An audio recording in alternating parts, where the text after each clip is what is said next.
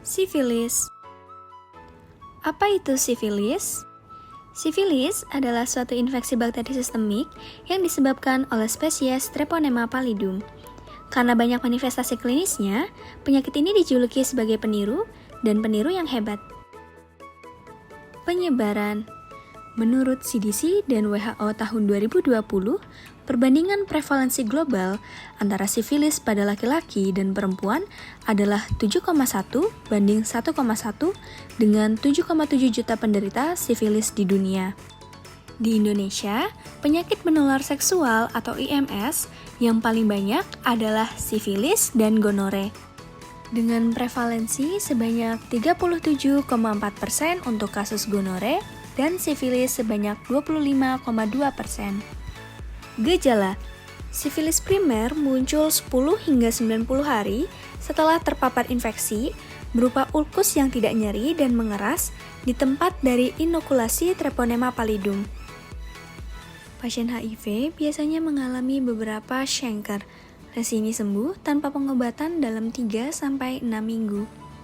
Sifilis sekunder muncul 2 hingga 8 minggu setelah hilangnya chancre dan memiliki beberapa manifestasi sistemik yang dapat melibatkan sistem dan bagian tubuh manapun.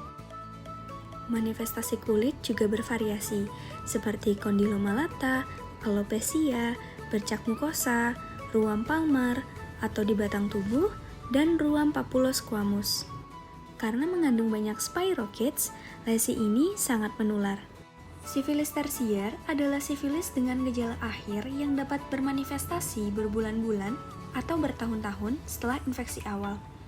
Sifilis ini dapat sebagai sifilis kardiovaskuler berupa aneurisma aorta dan valvulopati aorta. Yang kedua, berupa neurosifilis, yaitu meningitis, hemiplegia, stroke, afasia, dan kejang tabes dorsalis.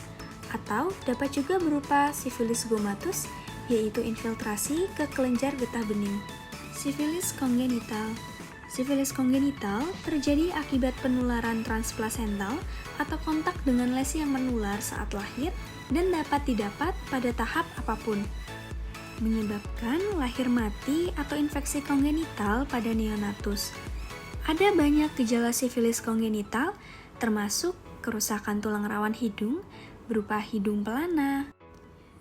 Kemudian dapat berupa frontal bossing atau alis olimpiade, lalu membungkuknya tibia, lalu dapat berupa ruam morbilliform, adanya rinitis, adanya efusi sendi steril, adanya pasak yang berbentuk gigi seri tengah atas yang disebut sebagai gigi Hutchinson. Banyak bayi baru lahir yang menderita sifilis kongenital dan tidak menunjukkan gejala apapun saat lahir. Faktor resiko. Jadi seorang homoseksual, biseksual, atau melakukan hubungan seks sesama pria. Kedua, berganti-ganti pasangan seksual. Ketiga, melakukan hubungan seks tanpa kondom. Keempat, mengidap HIV/AIDS. Kelima, berhubungan seks dengan seseorang yang mengidap sifilis. Keenam, mengidap IMS jenis lain seperti chlamydia, gonore, atau herpes. Pencegahan primer bertujuan untuk mencegah didapatnya infeksi yang didapat dari perilaku seksual atau dengan menggunakan kondom untuk aktivitas seksual yang penetratif. Contoh dari pencegahan primer yaitu dengan program perubahan perilaku. 1. Menghindari hubungan seksual sebelum menikah. 2. Setia pada pasangan. 3. Promosi penggunaan kondom yang benar. Pencegahan sekunder mengacu pada pengobatan dan pelayanan individu yang terinfeksi, meliputi 1. Promosi perilaku dalam mencari pengobatan.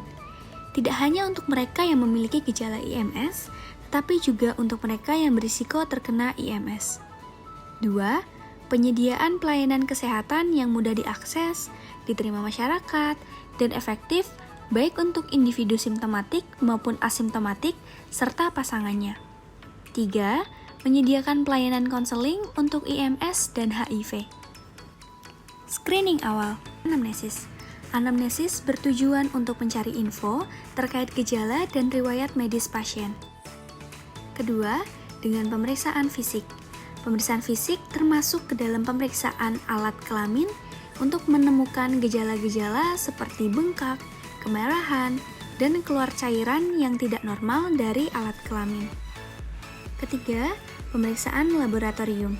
Pemeriksaan laboratorium yang bisa digunakan adalah dengan pemeriksaan Gram.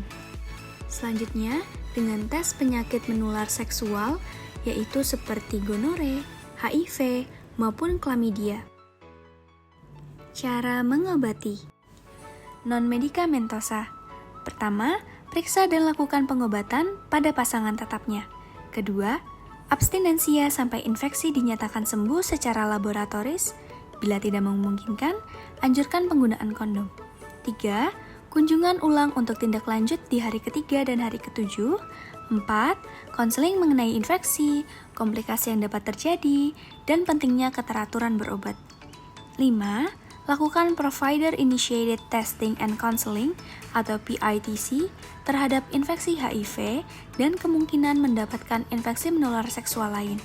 Keenam, lakukan pemeriksaan penapisan untuk IMS lainnya. Medikamentosa bisa menggunakan benzilbenzatin penisilin G atau BBPG, di mana untuk dosis stadium primer dan sekunder sebanyak 2,4 juta unit disuntikan secara intramuskuler single dose. Yang kedua, yaitu untuk dosis stadium laten sebanyak 2,4 juta unit secara intramuskular pada hari ke-1, 8, dan 15. Untuk alternatif pengobatan, bisa menggunakan doxycycline 2 kali 100 mg per oral selama 14 hari untuk stadium primer dan sekunder atau 28 hari untuk stadium laten.